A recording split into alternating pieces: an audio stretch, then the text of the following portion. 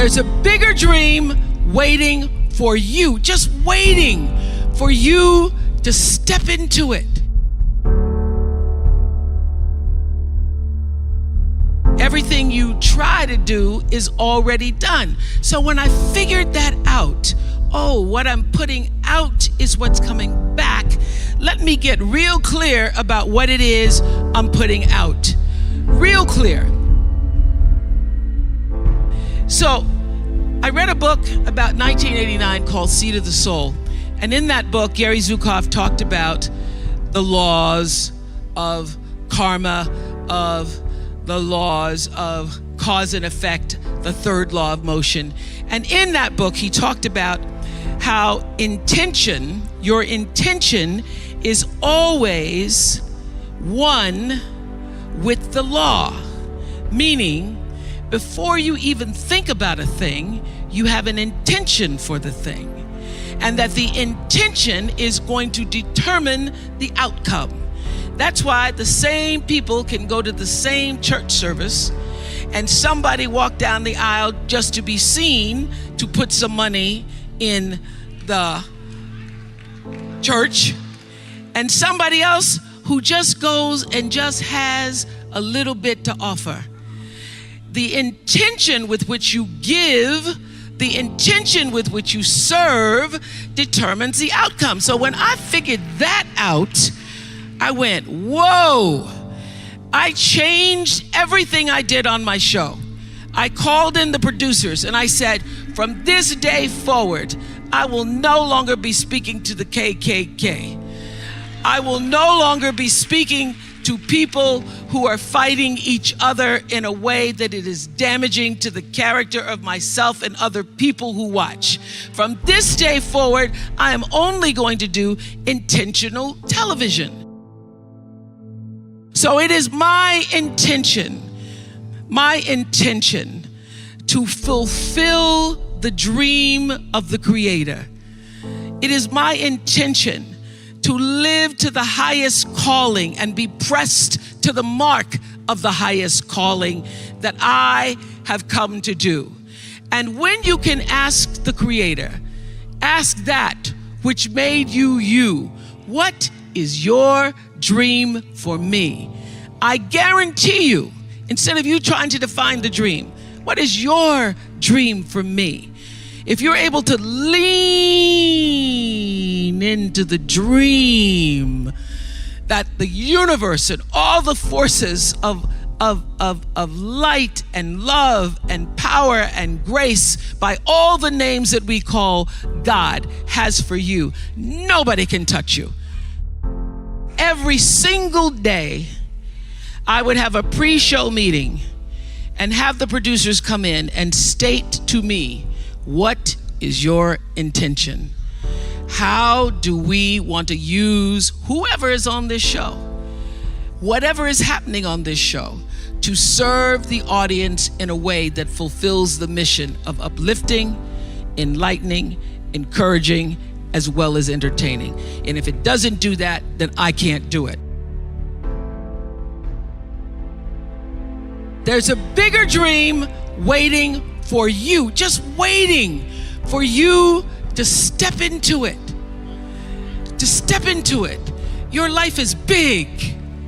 Your life is huge. And we spend so much time wanting to be in somebody else's life.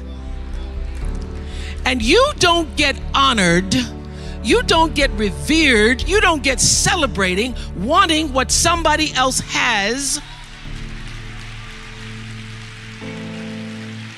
because that which created you, divine intelligence that dreamed you from before your ancestors ever knew they would become your ancestors, that which dreamed the seed of you, wants you to know how special, how wondrous, how mysterious, how complex, how glorious, how phenomenal you are. And you get no credit messing in somebody else's territory or trying to have power over something you have no control. Another one of my favorite teachings is The Wizard of Oz.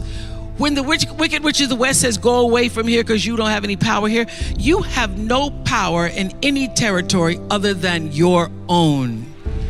Oh, but you are the master of that. You get to be the master of your own fate.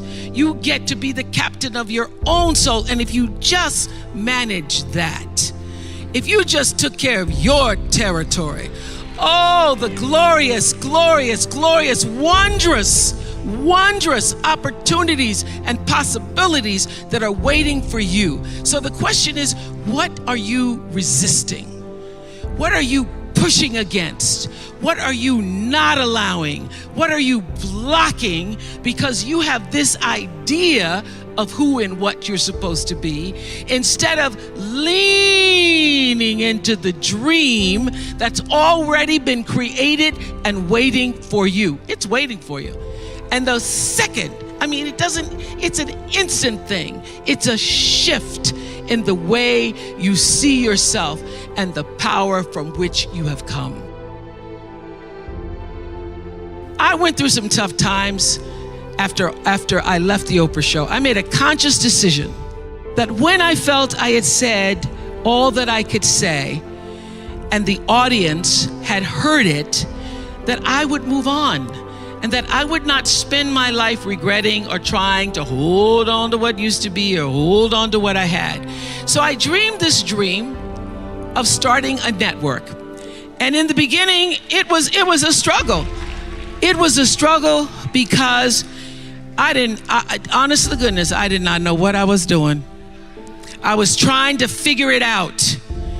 I thought that the Oprah show audience would follow us to OWN, and then I realized y'all didn't have cable.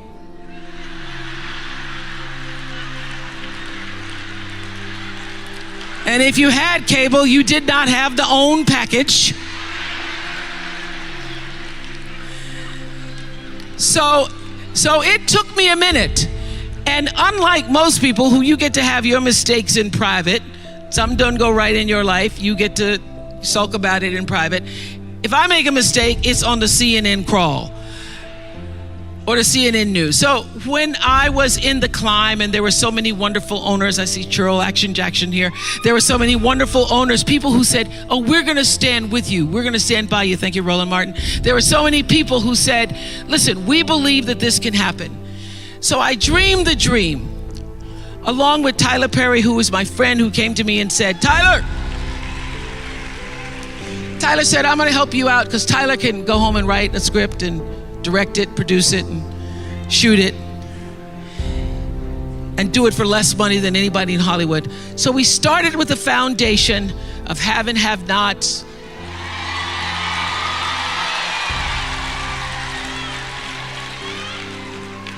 If loving you is wrong, love thy neighbor, Mama Hattie. And then I started to dream another dream about scripted television, because in the beginning I was told you couldn't do it. You couldn't do it, didn't have enough money to do it. And I dreamed the dream. I read Proverbs 11:28 that says, those who trust in their riches will fall, but the righteous will rise and thrive like a green leaf.